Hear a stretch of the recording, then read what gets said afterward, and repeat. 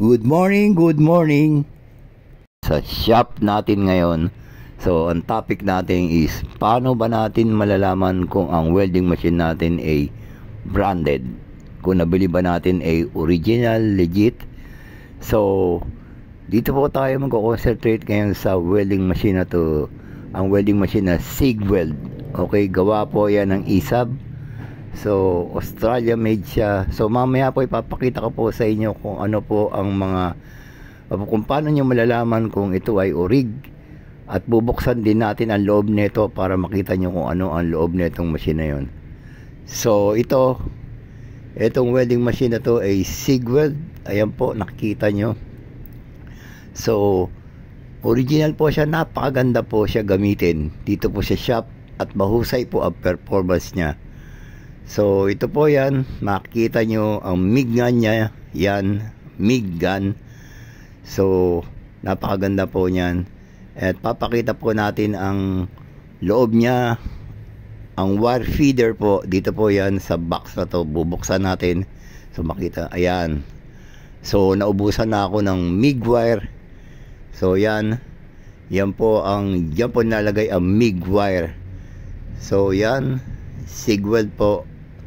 Okay, so ayan na, nakikita nyo yung machine na yan ay napakaganda gamitin. So yan sa likod, yan nilalagay yung gas nya, CO2.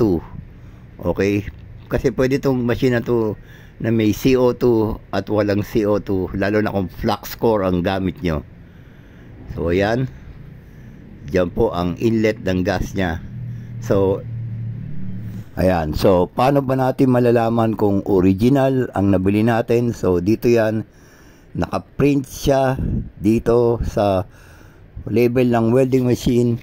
Makikita nyo na ayan, nakasulat siya dito, ang brand name niya Sigweld, nakalagay dyan Commonwealth.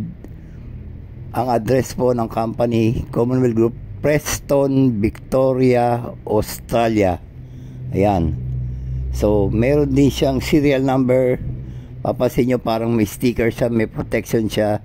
Napaka-importante niyan. Kailangan meron siyang serial number, address ng company, at makikita nyo sa bandang ibaba niya kung saan siya ginawa. So nakalagay dito, made in EU, European Union. Ayan po ibig sabihin yan. Basta ganyan po ang welding machine nyo, yan po ay legit, yan po ay original. Ganyan po kung paano po siya malalaman. So again po, diyan po nakasulat po Commonwealth Group, and then address niya Preston, Victoria, Australia. Made in Australia siya, and made in EU, European Union.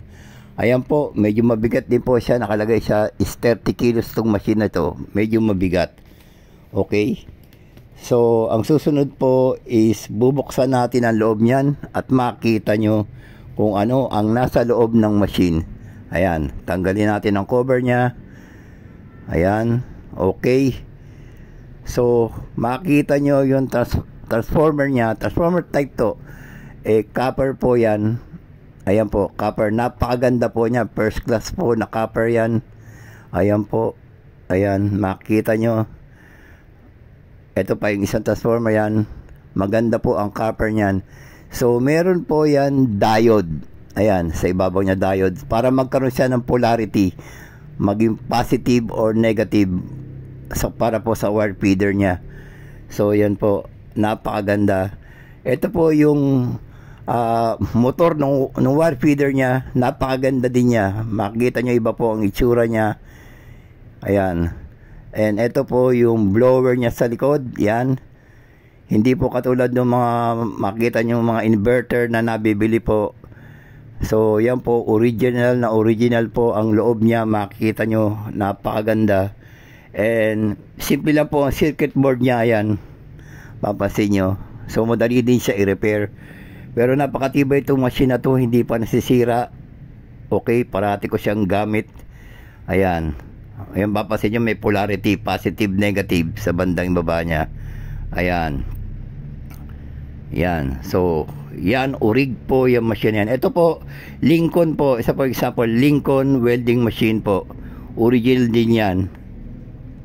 Ayan, nakalagay dyan, Lincoln Electric Company. Ang address niya, Cleveland, Ohio, USA. Made in Italy siya. Okay? So, original yan.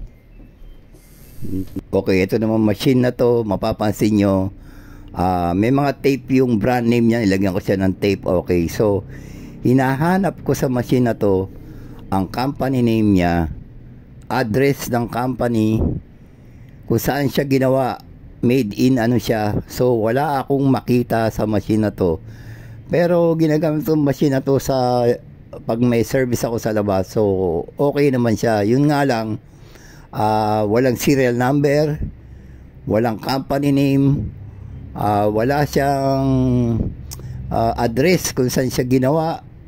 Okay, so ayan, tignan nyo, ito lang yung information ng machine yan, pero wala akong makita na kung saan siya ginawa. Made in siya, made in ano ba siya, di ba? Saan yung miski saan ikutin tong machine na to, wala kayong makita. Kadalasan to nabibili to sa mga online shop. Okay, dagsa rin to sa ano, sa mga bilihan ng mga welding machine. So yan, sa ilalim tignan nyo, wala rin kayong makita. So, itong machine na to pwede na. Okay. So, sana po nagustuhan nyo po yung video. Okay. So, paki-like po, paki-share, paki-subscribe po. Okay. So, thank you po. Thanks for watching the video po. And sana po nakatulong po to sa inyo. Nakapagbigay na information kung ano po ang mga branded na welding machine po na mabibili nyo, kung legit ba siya, original ba siya, o generic ba siya, or ano siya, OEM. Okay, so thank you po, thanks for watching, and God bless po.